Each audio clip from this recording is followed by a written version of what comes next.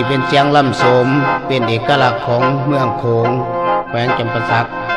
ล่ำโดยอาจารย์ดวงแพงหานมณี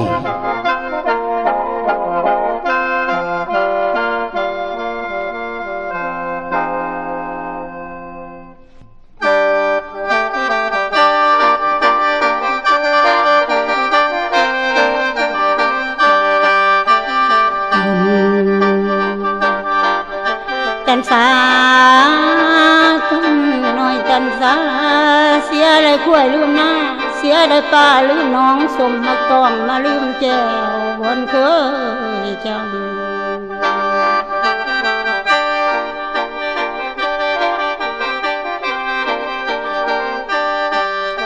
ฟังเด้อนางสีไข่ขันแกงเป็นไข่แง่แง่ลูกแม่เคยหักมันพันเกี่ยวกดบ่ว่าความหักบ่เคยจางจืดห่างเหินห่างเข้าไปเข็มความหักพันผู้เต็มโอเมตายตั้งได้จือว่ายามเจ็บไข้หนาวในนอนสั่นแน่คำเอ่ยจิตใจแม่สะบันหวนอีกหนึ่งย่านลูกว่าลูกคนงานเจ็บป่วยเป็นหนักสมเทียบให้ทั่วมากพ่อแม่ตายจังใดปัญหายามวันสิ้นย่อมือไหวเพราะวันหน้าเศร้าคำ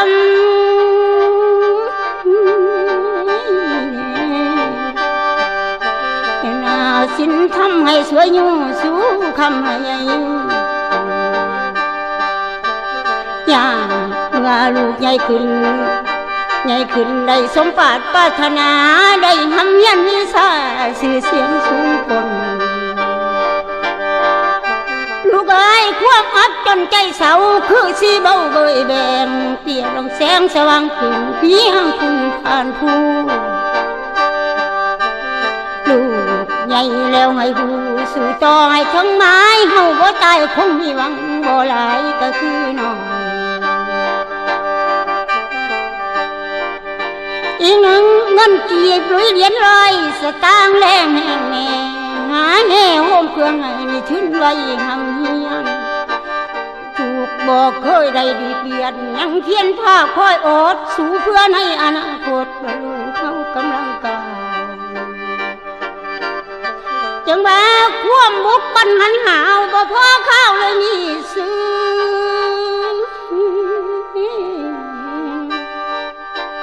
เสียงเกินดังเขาลือลำกระเดืองเด่นตอนนั้นแม่สิหายโศกแค้นบ่แน่นวงในอุลาได้หลังคำฝันหาแม่ภาวนา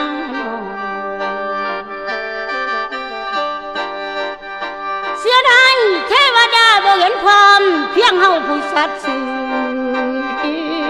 คำสั่ง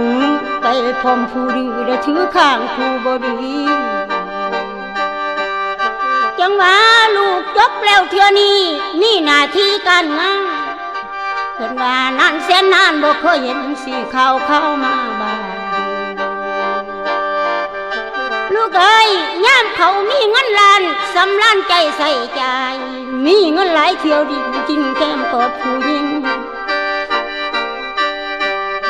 เป็นหน้ายามกลางคืนออกสิ่งสังคมอยู่เมืองหลวงบ่ห่วงเลยยามถูกว่าแม่ยังหรือตายแล้วเดียวมีบุตรตาแก้วมีสาวแซวสมสื่นบ่คืดขึ้นแต่น้อยบนหัวแก้มแม่ดมลูกได้คำฟังมุมได้สมเกียรติศักดิ์ศรีได้หังนี่ยางามได้อยู่ตามโตเจ้าลูกเอ้ยเลยเราลืมคุณเฒ่ามาย้ายเย้ามันเบื่อ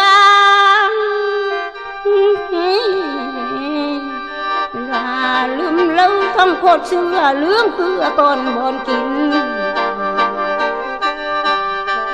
แม่นี่ยังบ่สิ้นได้สื่อข้าวหาคันนิ่งน้ำบุตาสืบหาอยากเห็นเจ้า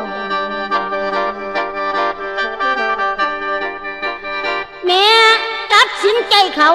มาเมืองมันเขาสาอยากเห็นน้อยหูหน้าบุตาแก้วก่อนตาย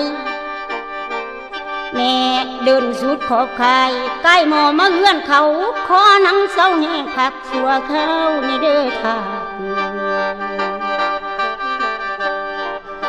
อันหนึ่งเมียเพื่อนไขคำตาลถามคืนคำว่าย่ายญาติเขาอยากมาพ่อผู้ใดแม่ยับเขาไก่เจ้าหูบ่สมสายเขานั่นเป็นบุตรตาแม่เองอ่อนเดียวเธอไอ้นั่งแล้วเถียงให้ว่าสมสายบ่มีแม่เขาเป็นลูกกำพร้าผมเสื้อบ่มีคำเอ้ยขั้นเขาเว้าจังสิอาจสิแม่นเมียเขา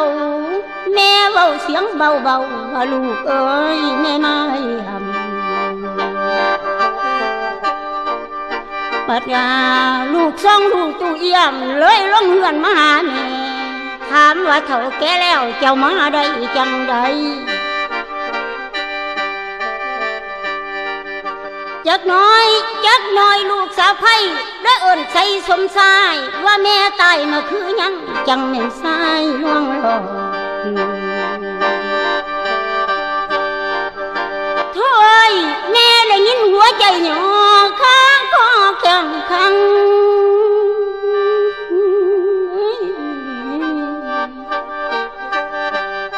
เวลา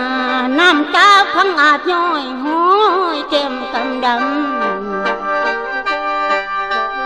อกใจแม่บวกช้ำแตกซ้ำคู่เขาจิ้งกึ้งลงมาทับก็ตันเต็งไว้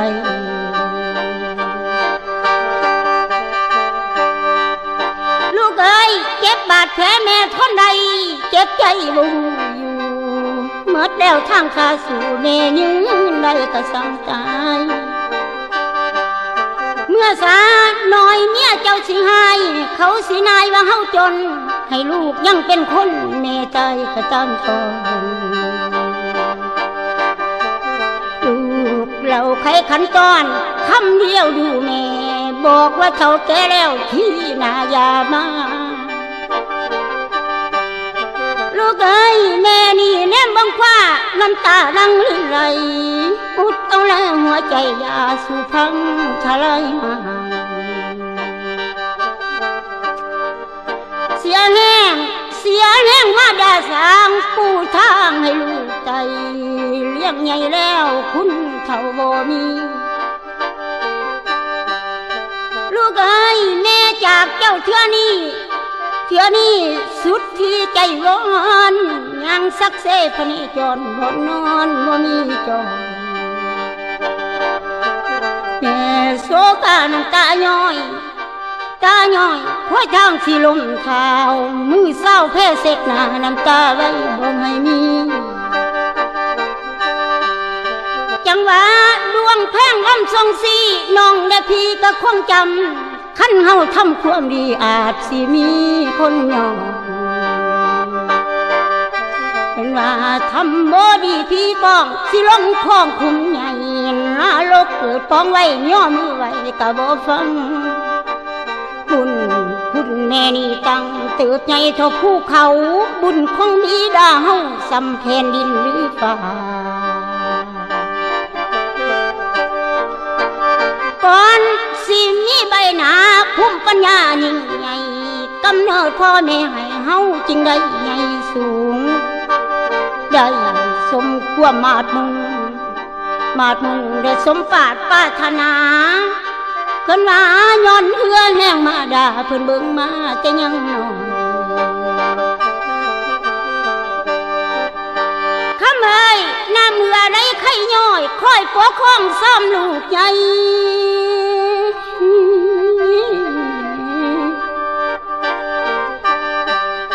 เพิ่นว่า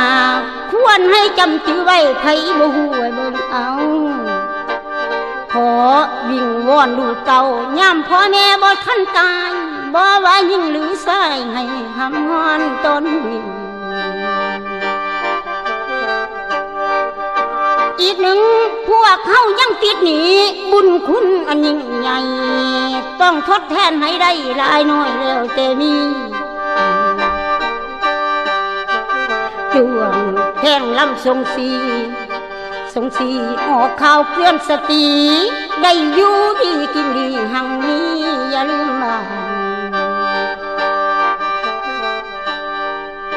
จังว่าขอจงจำเลิศทานราชการหรือหน่อยไงนั่งแจ้ลำมอบให้จำไว้ผู้คนอย่าให้ได้ผ่านคนเน่าอยู่เลยเป็นสุขอย่าสู้ลืมความถูกพ่อแม่เฮาพาเรื่องเอาสาถามฟังเสียงสายตาอย่าลำคาญเนิ่มนางสิขอจากเจ้าที่นาจังคอยฟังก่อนบาดทายหากสิอวยพรใจให้สุขกายสบายใจโลกภัยอย่าพันต่อต้องจองแก้มเจ้าองจองเลี้ยวบังใสห้องคิดโนดน้องไว้เน่